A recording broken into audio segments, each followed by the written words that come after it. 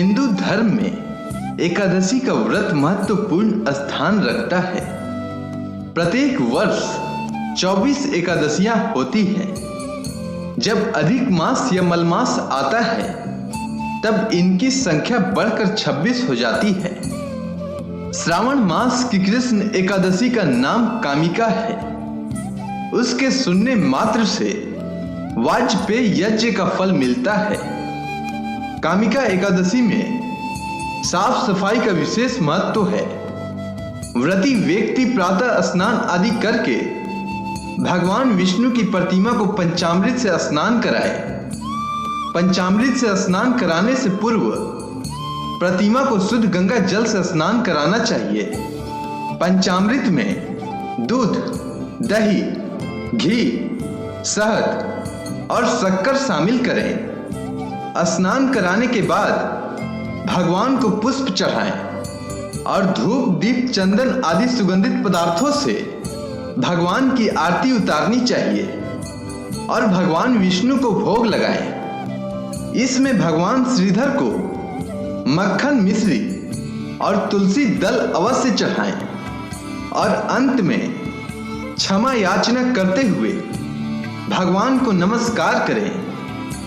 इस दिन विष्णु सहस्त्र नाम पाठ का जाप अवश्य करना चाहिए।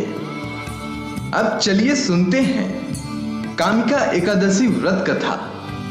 एक बार की बात है, कुंती पुत्र धर्मराज युधिष्ठिर भगवान श्री कृष्ण से कहने लगे, हे भगवान, आषाढ़ शुक्ल देव सैनी एकादशी तथा चतुर्मास महात्म्य मैंने भली प्रकार से सुना।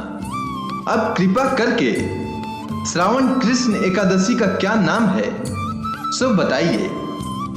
भगवान श्री कृष्ण कहने लगे कि हे युधिष्ठिर, इस एकादशी की कथा एक समय स्वयं ब्रह्मा जी ने देवर्षि नारद जी से कही थी। वही मैं तुमसे कहता हूं, ध्यान पूर्वक सुनो।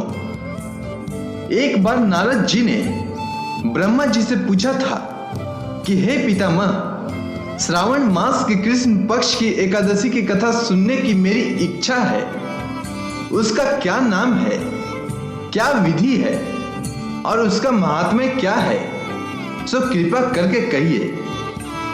नारद जी के ये वचन सुनकर ब्रह्मा जी ने कहा, हे नारद, लोगों के हित के लिए तुमने बहुत सुंदर प्रश्न किया है। श्रावण मास की कृष्ण एकादशी का नाम कामिका है। उसके सुनने मात्र से वाजपेय यज्ञ का फल मिलता है। इस दिन शंख चक्र गदाधारी विष्णु भगवान का पूजन होता है, जिनका नाम श्रीधर, हरि, विष्णु, माधव और मधुसूदन है। उनकी पूजा करने से जो फल मिलता है सो सुनो। जो फल गंगा, काशी, नैमिषारण्य और पुष्कर स्नान से मिलता है वह विष्णु भगवान के पूजन से मिलता है। जो फल सूर्य व चंद्र ग्रहण पर कुरुक्षेत्र और काशी में स्नान करने से, समुद्र वन सहित पृथ्वी दान करने से, सिंह राशि के बृहस्पति में होने से एवं गोदावरी और गंडकी नदी में स्नान करने से भी प्राप्त नहीं होता, वह भगवान विष्णु के पूजन से मिलता है। जो मनुष्य श्रावण में भगवान का पूजन करते हैं उनसे देवता, गंधर्व और सूर्य आदि सब पूजित हो जाते हैं। अतः पापों से डरने वाले मनुष्यों को कामिका एकादशी का व्रत और विष्णु भगवान का पूजन अवश्य में करना चाहिए।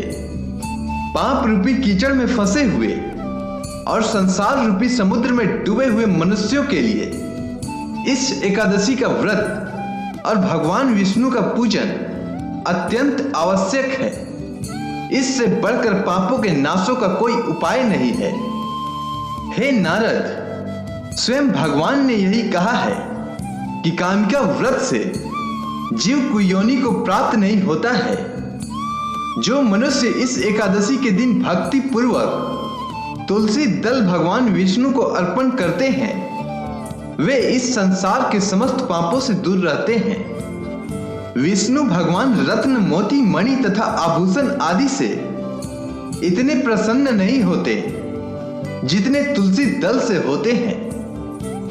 तुलसी दल पूजन का फल 4 भर चांदी और 1 भर स्वर्ण के दान के बराबर होता है।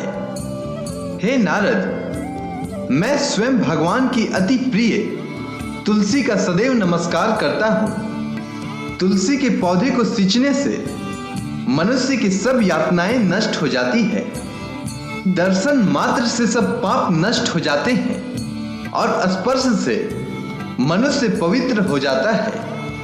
कामिका एकादशी की रात्रि को दीपदान तथा जागरण के फल का महात्म्य चित्रगुप्त भी नहीं कर पाते हैं। जो इस एकादशी की रात्रि को भगवान के मंदिर में दीप जलाते हैं, उनके पितर स्वर्ग लोक में अमृत पान करते हैं तथा जो घी या तेल का दीपक जलाते हैं, वे 100 करोड़ दीपकों से प्रकाशित होकर सूर्य लोक को जाते हैं।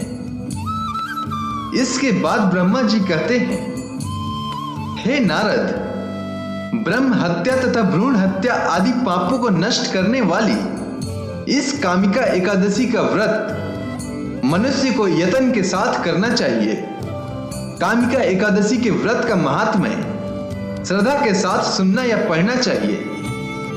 ऐसा करने से मनुष्य सभी पापों से मुक्त होकर विष्णु लोक को जाता है।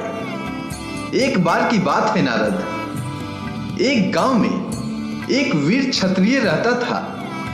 एक दिन किसी कारणवश उसकी ब्राह्मण से हाथापाई हो गई और ब्राह्मण की मृत्यु हो गई।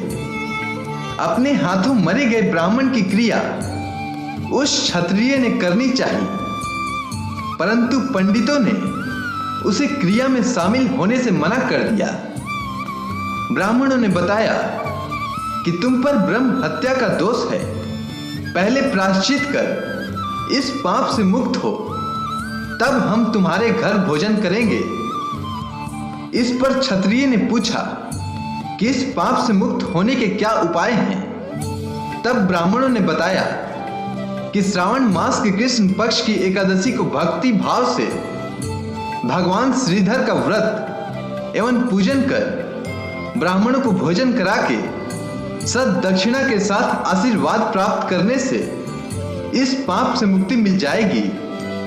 पंडितों के बताए हुए तरीके पर व्रत करने वाली रात को भगवान श्रीधर ने क्षत्रिय को दर्शन देकर कहा कि अब तुम्हें ब्रह्म हत्या से मुक्ति मिल गई है, और इस प्रकार वह पापों से मुक्त होकर अंत में विष्णु लोक को प्राप्त हुआ। अतः मनुष्यों को कामिका एकादशी का व्रत भक्ति भाव के साथ करना चाहिए। अगर आपको यह कथा अच्छी लगी हो तो कमेंट सेक्शन में ओम नमो भगवते वासुदेवाय नमः लिखना ना भूलें। जय श्री कृष्ण।